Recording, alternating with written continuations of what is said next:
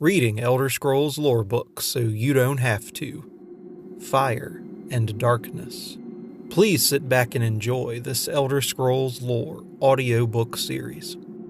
This lore book details the history of the Morag Tong Assassin Guild, whom the Dark Brotherhood sprang from. Brother. I still call you brother, for we share our bonds of blood, tested but unbroken by hatred. Even if I am murdered, which seems inevitable now, know that, brother. You and I are not innocents, so our benedictions of mutual enmity is not tragedy, but horror.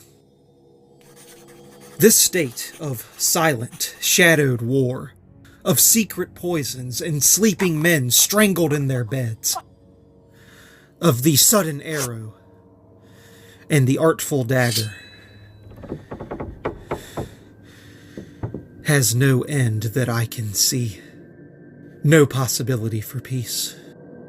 I see the shadows in the room move, though the flame of my candle is steady.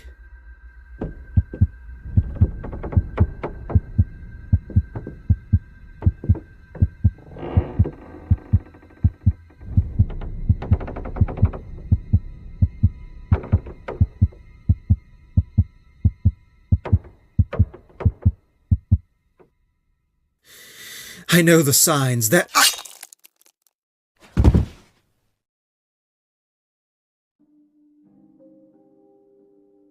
This note was found where it had fallen beneath the floorboards of an abandoned house in the Nordic village of Jotunheim, in the 358th year of the Second Era. It was said that a quiet cobbler lived in the house, whispered by some to be a member of the dread Morag Tong, the Assassin's Guild outlawed throughout Tamriel 34 years previously. The house itself was perfectly in order, as if the cobbler had simply vanished. There was a single drop of blood on the note. The Dark Brotherhood had paid a call. This note, and others like it, are rare. Both the Morag Tong and its hated child, the Dark Brotherhood, are scrupulous about leaving no evidence behind. Their members know that to divulge secrets of their orders is a lethal infraction. This obviously makes the job of the historian seeking to trace their histories very difficult.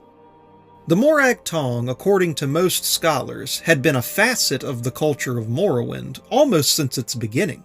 After all, the history of Resdayn, the ancient name of Morrowind, is rife with assassination, blood sacrifice, and religious zealotry, hallmarks of the order.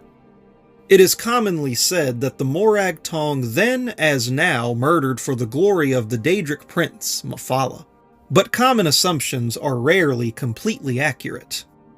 It is my contention that the earliest form of the Tong additionally worshipped an even older and more malevolent deity than Mephala. As terrifying as that Prince of Oblivion is, they had and have reverence for a far greater evil. Writs of assassination from the First Era offer rare glimpses into the Morag Tong's earliest philosophy. They are as matter-of-fact as current-day writs, but many contain snatches of poetry which have perplexed our scholars for hundreds of years. Quote, lisping sibilant hisses, ether's sweet sway, rancid kiss of passing sin, unquote. And other strange, almost insane insertions into the writs were codes for the name of the person to be assassinated, his or her location, and the time at which death was to come. They were also direct references to the divine spirit called Sithis. Evidence of the Morag Tong's expertise in assassination seems scarcely necessary. The few instances of someone escaping a murder attempt by them are always remarkable and rare, proving that they were and are patient, capable murderers who use their tools well. A fragment of a letter found among the effects of a well-known armorer has been sealed in our vaults for some time. It was likely penned by an unknown Tong assassin ordering weapons for his order, and offers some illumination into what they looked for in their blades. As well, the mention of Venora, the island where the Tong sent its agents in retirement.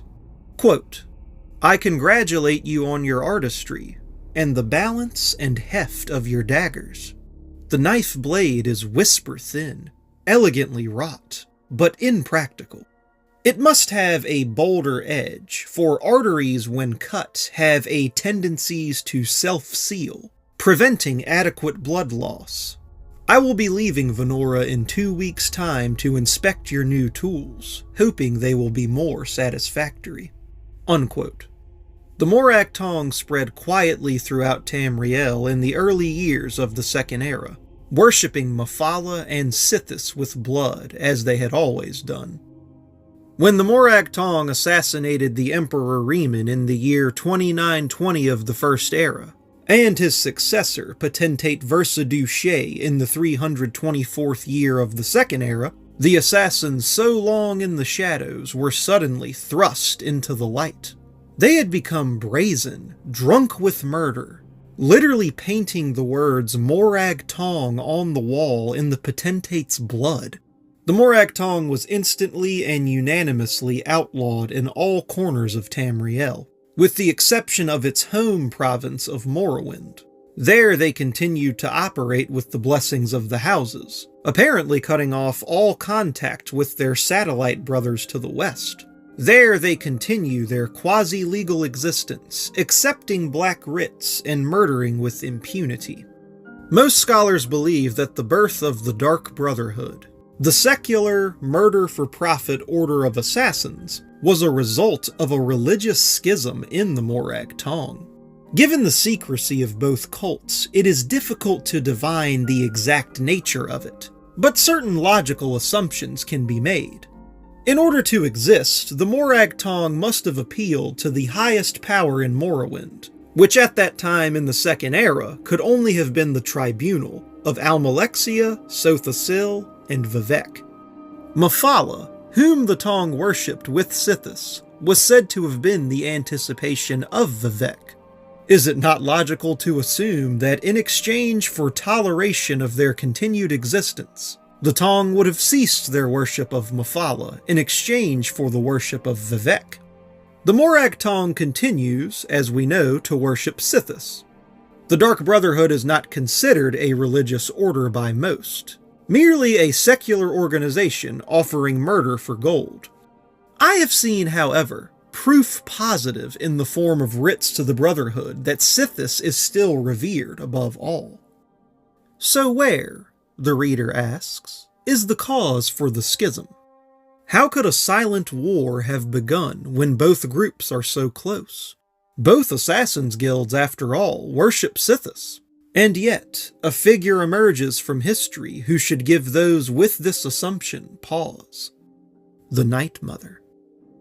Who the Night Mother is, where she came from, what her functions are, no one knows.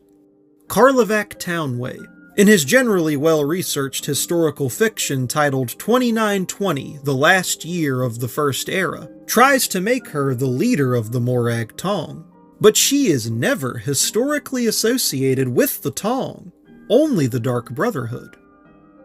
The Night Mother, my dear friend, is Mephala. The Dark Brotherhood of the West, unfettered by the orders of the Tribunal, continue to worship Mephala. They may not call her by name, but the Daedra of murder, sex, and secrets is their leader still. And they did not, and still do not, to this day, forgive their brethren for casting her aside. The cobbler who met his end in the Second Era, who saw no end in the war between the Brotherhood and the Tong, was correct.